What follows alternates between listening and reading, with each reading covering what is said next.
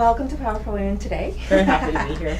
We have the amazing Jackie Porter, who is a certified financial planner, award winner, and she's been featured in CBC, Sun TV, BNN. You're a regular contributor to SLAW. You have published books. You have been, oh my God, I can just keep on reading.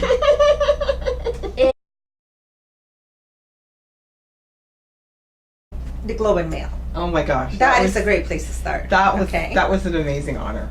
So tell us about it. Well, it kind of, so why I had told you the story before, Carolina, was I was featured in Investment Executive in March, we're in April now, right? Yes, in March. And I got a chance to share my story of starting from zero and building a seven-figure net worth, and that was really an exciting moment to have my life story that I haven't finished reading in Investment Executive, so I'm still alive. You have not finished reading your story. Yes, I love it. I told the story to the journalist, and then they featured it in Investment Executive, and it was really exciting.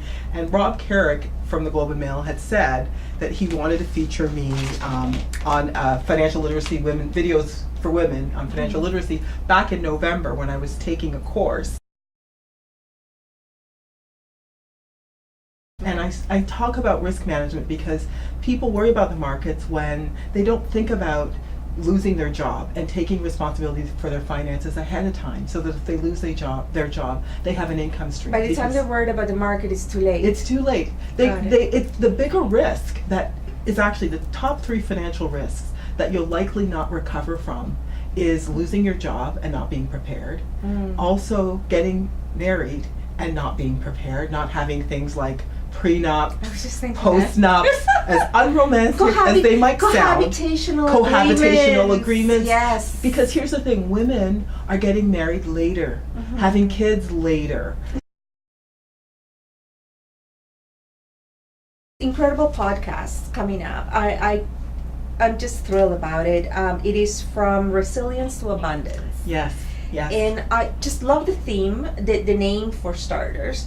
In one of the things I love is that you have such a great passion for the hope that is in sharing these stories. It's not only cathartic for the person actually telling the story, but anybody who's in those circumstances, that to know that you never really know the outcome of the story, right? Well, that's it. I always believe that as women, as people, we always stand in the shoulders of the people who come before us. And to hear their stories, I was always the child who was listening under the table as adults shared their stories. And hearing people's personal journeys inspire me.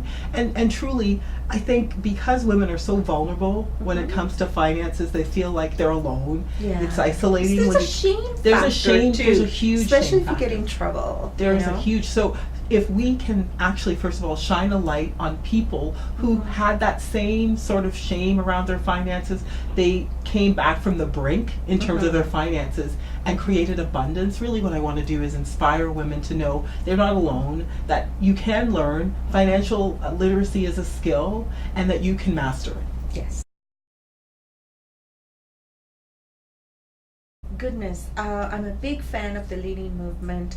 And you are one of the panelists in May. That's super exciting as well. What is happening? Yeah. So Lean-In Canada, Lean-In has a whole bunch of chapters I've come to learn all across the world, and we've got chapters in Canada, one in Toronto.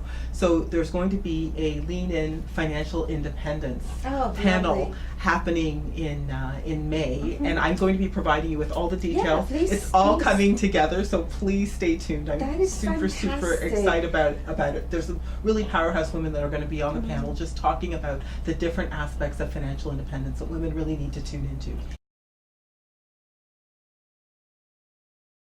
And it's so interesting because one of our mandates at Powerful Women today is to champion women's emotional and financial independence. And so there's usually a lot of posts and things that happen on Facebook and LinkedIn and all social media. But there was a gentleman that commented on one of the posts. And he said, love your material, love your brand, love the message you're spreading. But why is it only for single women? And I thought, well, it's not only for single No, women. not at all. So I was glad I was able to answer to him and say, you know, being financially independent and emotionally independent doesn't mean that you're single. No. In fact, you're most likely to have a very successful relationship if you are emotionally independent and financially independent in a relationship, right? That's right. So don't think for a second that all this is about, you know, building an army of single women. Is not it at all. Actually, it's in fact Quite the it's opposite. about creating. Yeah, it's instead of thinking like, you know, you're half of something. Now you're a whole. You're whole. You're whole emotionally. You're whole That's it. financially, and therefore you can be better as part of something 100%. else. But I'm so thrilled, and it's well deserved, and I'm so Thank glad you. the world's waking up to the wonderful message that you have, and we are going to have more talks, and I'm so grateful that Absolutely. you stopped by. Absolutely. And we will be putting all the links and making sure everyone knows all the great work that you're doing. I'm looking forward to it. This has been a pleasure.